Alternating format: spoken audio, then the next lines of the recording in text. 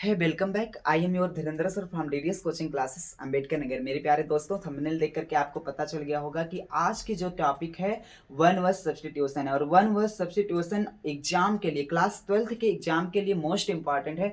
और जो भी क्लास 12th के भैया बहन हैं, मेरा उनसे रिक्वेस्ट है कि आप इस वीडियो को जरूर देखिए, क्योंकि मैं कह रहा हूँ ना कि 5-10 मिनट अगर आप इस वीडियो को देख लेंगे तो आपके लिए बहुत ही ज़्यादा ये हेल्पफुल होगा। क्योंकि मैं आपके लिए सिर्फ ये वीडियो बना रहा हूँ क्लास 12th के भैया बहनों के लिए, क्योंकि क्लास 12th के जो ऐसे कुछ भैया बहन हैं जिनको इंग्लिश तो पढ़ पाते हैं लेकिन उसका मीनिंग नहीं समझ पाते हैं, इसलिए उनको लर्न करना थोड़ा सा टफ महसूस होता है। तो मैं कहता हूँ आज जो टॉपिक लेकर के आया हूँ टफ है ही नहीं, बिल्कुल इजी है, एकदम इजी तरीके से आपको पढ़ाया भी जाएगा।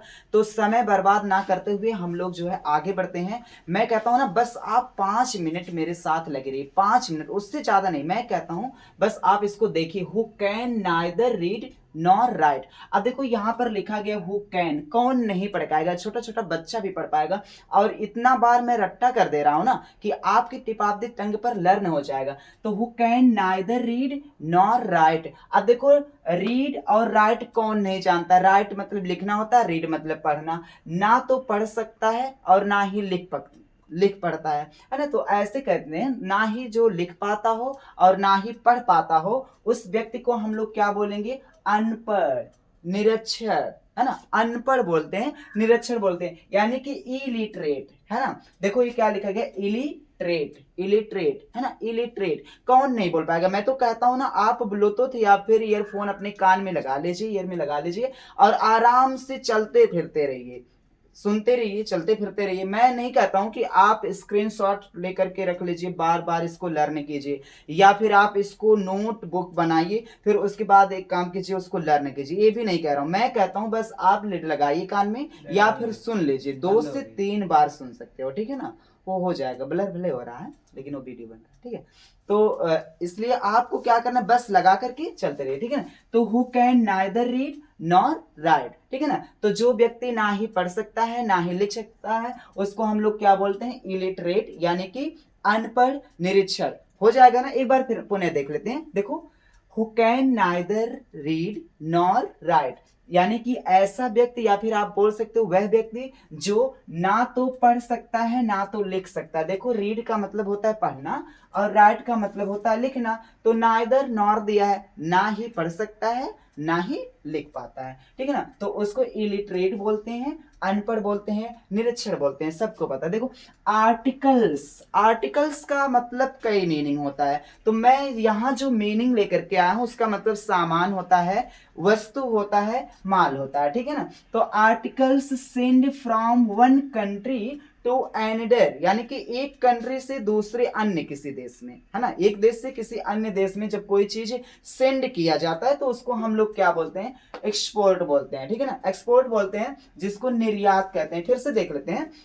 आर्टिकल्स सेंड, यानी कि किसी वस्तु को या फिर किसी सामान को जब हम लोग सेंड करते हैं, कहां सेंड करते हैं भैया? घर से नहीं सेंड करते हैं, है ना।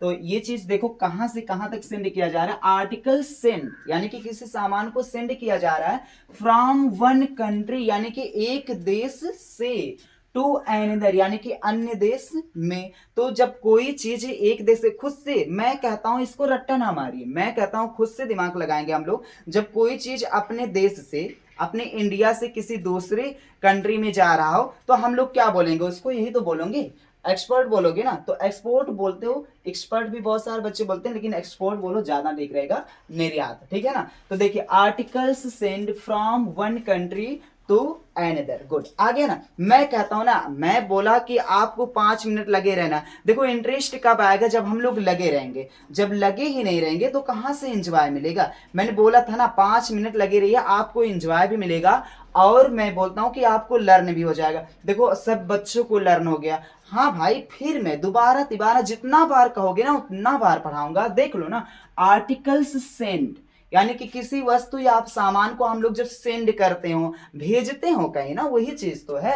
फ्रॉम वन कंट्री, यानी कि एक देश से, टू एनदर, यानी कि किसी अन्य देश में भेज देते हैं, तो उसी को एक्सपोर्ट बोलते हैं, निर्यात बोलते हैं। क्या बोलते हैं बच्चों? एक्सपोर्ट बोलते हैं, ठीक ना। इस चीज को ध्यान देंगे, आगे बढ़े। गुड, बहुत अच्छा। एक काम कीजिए, वीडियो को लाइक कर दिया कीजिए, शेयर कर दीजिए, है ना। अगर आप चैनल पर नए आए हैं तो मैं कहता हूं ना, सब्सक्राइब करके रख लीजिए, बेल आइकन को दबा लीजिए, ताकि जो चीज मैं पढ़ाऊं उसका नोटिफिकेशन सबसे पहले आप तक पहुंचे। अगर सबसे पहले आप तक पहुंचेगा तो एक फायदा आपको होगा कि सबसे पहले इंग्लिश आप जानोगे, तब उसके बाद आपके दोस्त जान पाएंगे, ठीक है ना। इसलिए मैं कहता हूं आप ना वीडियो को नहीं, चैनल को सब्सक्राइब कर दीजिए और वीडियो को लाइक कर दीजिए, शेयर कर दीजिए, ठीक है। इतना बस देख लीजिए। One who believes in fate. अब देखो, भाग्यवादी यहां लिखा गया है ना। इसका मतलब जो भाग्य पर बिलीव करता हो, विश्वास करता हो, है ना, जो भाग्य पर क्या करता हो, बिलीव करता हो। देखो, one who believes in fate, कौन नहीं पढ़ पाएगा, one who believes in fate, one who believes in fate, है ना, जो भाग्य पर विश्वास करता हो उसको क्या बोलते हैं, फैटालिस्ट। अब देखो, फेट से ही फैटालिस्ट बना है, फेट, फैटालिस्ट। मैं तो कहता हूं ना, कुछ लर्न करने की जरूरत नहीं। अगर बिलीव्स इन फेट आया भैया, कभी काल ऐसा भी होता है कि नॉट बिलीव्स भी आ सकता है, नो बिलीव्स आ सकता है, उस चीज को ध्यान देना। लेकिन यहाँ बिलीव्स इन फेट आ गया, तो मैं कहता हूं बिलीव्स इन फेट जैसे लगा तुरंत फैटालिस्ट, फैटालिस्ट आप लगा करके आगे बढ़िए, भाग्यवादी, फैताले, है ना, फैटालिस्ट, सॉरी। देख लीजिए, one who believes in fate यानी कि फैटालिस्ट, फैटालिस्ट। अच्छा, मैं कहता हूं वन वर्ड सब्स्टिट्यूट से सिर्फ यही फायदा नहीं कि एग्जाम में आपको 2 नंबर मिल जाएंगे, एक ये भी फायदा है, हम लोगों को एक नया नया वोकैब मिलता है, वोकैबुलरी मिलती है, जिससे हम लोग की इंग्लिश स्ट्रांग होती है। हम लोग एक शब्द में किसी कुछ लोगों को कुछ बोल सकते हैं, जैसे मैंने फैतालिस्ट किसी को बोल दिया, इसका मतलब हो गया कि यार इस बहुत भाग्यशाली व्यक्ति है ना। तो इसका मतलब फैटालिस्ट और एक्सपोर्ट और इलिटरेट जो बोला जा रहा है, ये एक सेंटेंस अपने आप में है, ठीक है ना, एक सेंटेंस अपने आप में। तो ये भी ध्यान देंगे। आगे देखो, अ सेल्फिश पर्सन, एक स्वार्थी व्यक्ति बोल सकते हो या फिर स्वार्थी लोग बोल सकते हो, लोग तो कहेंगे नहीं, तो पर्सन का मतलब व्यक्ति बोला है ना। A selfish person who always thinks of himself. अब सोच लो, जो अपने बारे में ही हमेशा सोचे, जो अपने बारे में ही हमेशा सोचो, अब उसको क्या कहते हैं। अब भाई, मेरा काम आप लोग ना कीजिए, मैं आपका काम करता रहूं, और लेकिन आप फिर भी अपने बारे में ही सोचिए, फिर आपको क्या कहेंगे लोग, इगोइस्ट कहेंगे कि नहीं, बोलो, कहेंगे ना, स्वार्थी कहेंगे कि नहीं। तो ये तो लिखा गया है, a selfish person who always thinks of himself, ठीक है ना। फिर से देख लेते हैं, आ सेल्फिश पर्सन। देखो, मैं बार बार इसलिए करता हूं ताकि आपको लर्न हो जाए। बहुत सारे बच्चे क्या होते हैं ना, जब बार बार कोई चीज लर्न नहीं करवाया जाता तो भाग जाते हैं, और कुछ लोग बोर होने लगते हैं। बोर आपको नहीं होना, क्यों, क्योंकि ये आपको लर्न हो जाएगा, आपको दोबारा पढ़ने की जरूरत ही नहीं पड़ेगी, आपको दोबारा पढ़ने की जरूरत नहीं पड़ेगी। इसलिए मैं बार बार बोलता हूं। और ना, बोलने का एक और फायदा होता है, जो बच्चा सुन रहा है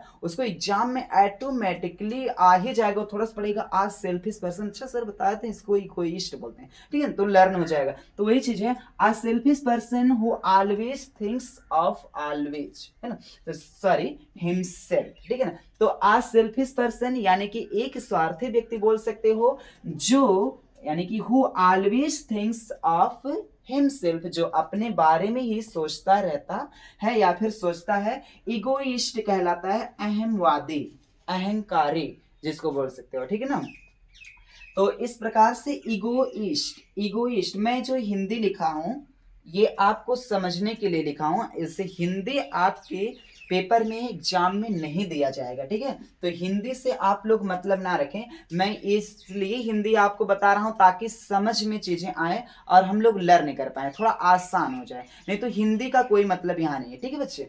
आगे देखो, फिर से एक बार देख लेते हैं, आज selfish person who always thinks of himself. मैं तो कहता हूं ना, सेल्फिश पर्सन कहीं आ जाए और ये आ जाए of himself, things of himself, तो इगोइस्ट लगाओ, काम खत्म, सेल्फिश पर्सन, इगोइस्ट, ठीक है। आगे बढ़ते हैं, a man who eats human flesh, a man who eats human flesh. अब देखो कितना अच्छा वर्ड है, अ मैन यानी कि एक व्यक्ति या फिर एक आदमी, मैन भैया तो आदमी बोल ही सकते हैं, मनुष्य तो बोलेंगे नहीं, आदमी बोल दो अच्छा लगेगा, ठीक है ना।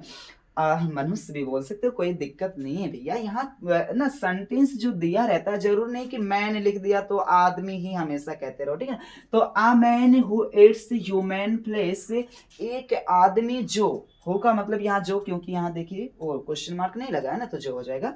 एक व्यक्ति जो ईट्स यानी कि खाता है, क्या खाता है, ह्यूमन फ्लेश यानी कि मनुष्यों को खा जाता है, मनुष्य को खाता है, ठीक है ना। अब मनुष्य को मार करके जो व्यक्ति खा जाए, अपनी ही जाति को जो खा रहा है, उसको हम लोग क्या बोलेंगे, कैनिबल।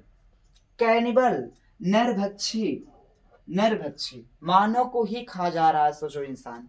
वैसे खा नहीं रहा, लेकिन कहीं हो सकता है ऐसा, ठीक है ना, होता है। तो a man who eats human flesh, a man who eats human flesh, देखो कितना अच्छा वर्ड है, इसको लर्न भी कर लेना चाहिए। कभी काल किसी को बोल भी सकते हो, यू आर कैनिबल, गुस्सा लगता है ना तो बोल देते हैं तुम तो राक्षस हो, निर्भक्षी हो, ऐसा कुछ है ना। तो ये मैंने गाली नहीं सिखा रहा हूँ, अब्यूजिंग नहीं करा रहा हूँ, मैं ये बता रहा हूँ कि आप यूज में जब लाएंगे ना तो ऑटोमेटिकली लर्न हो जाएगा, ऑटोमेटिकली लर्न हो जाएगा, इसलिए मैं बता रहा हूँ। वैसे किसी को अपने दिल और दिमाग पर नहीं लेना, ठीक है ना जी।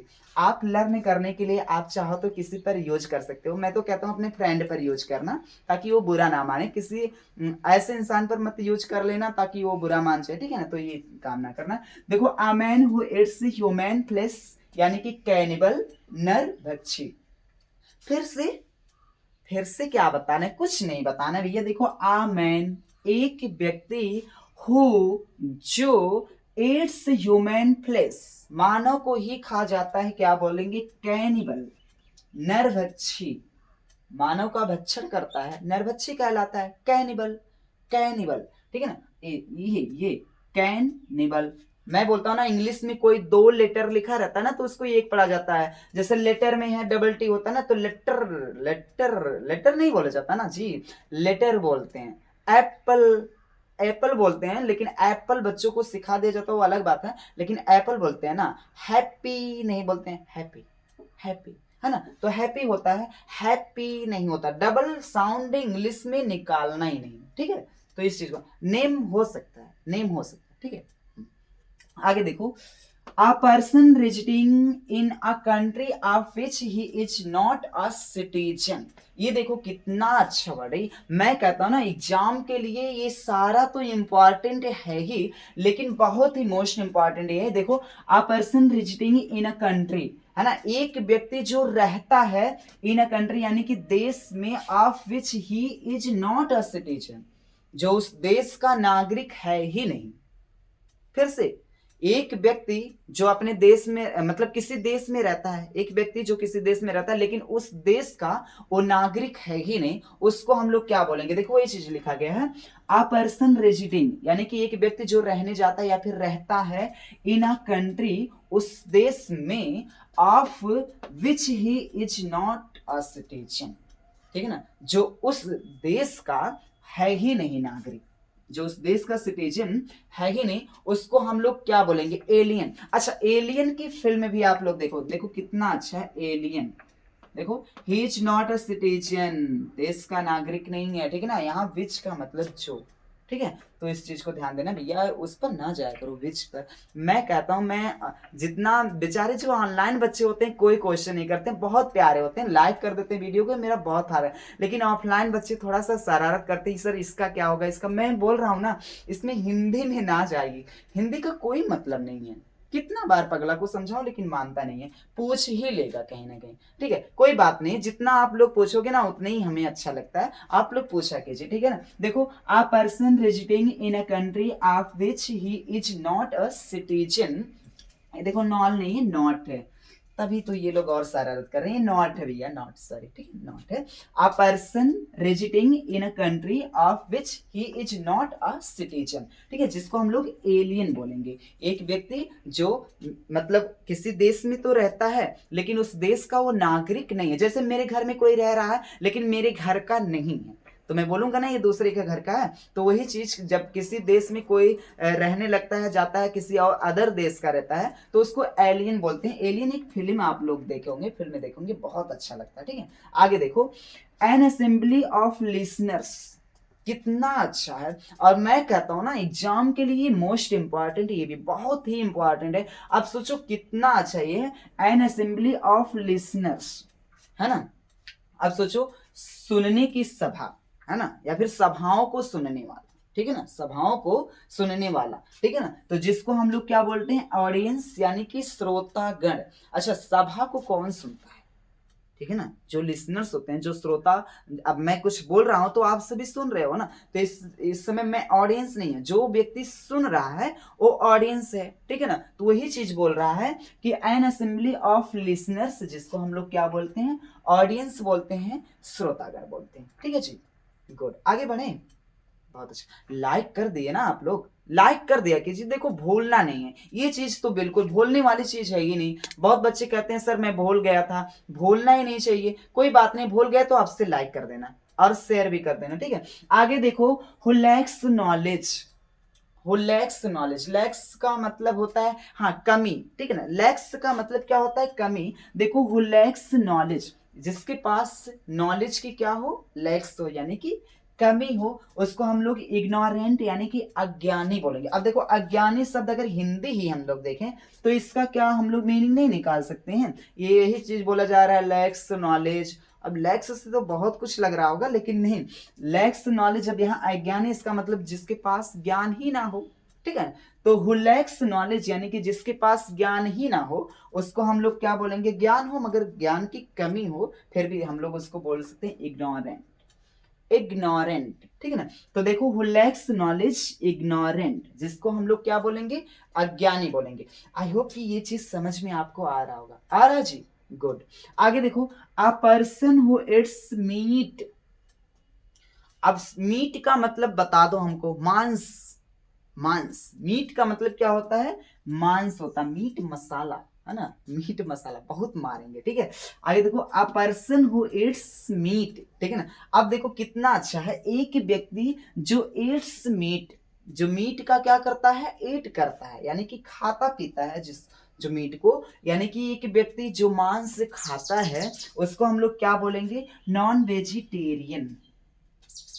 अच्छा, नॉन वेजिटेरियन बोलेंगे, मांसाहारी, नॉन वेजिटेरियन बोलेंगे मांसाहारी जी।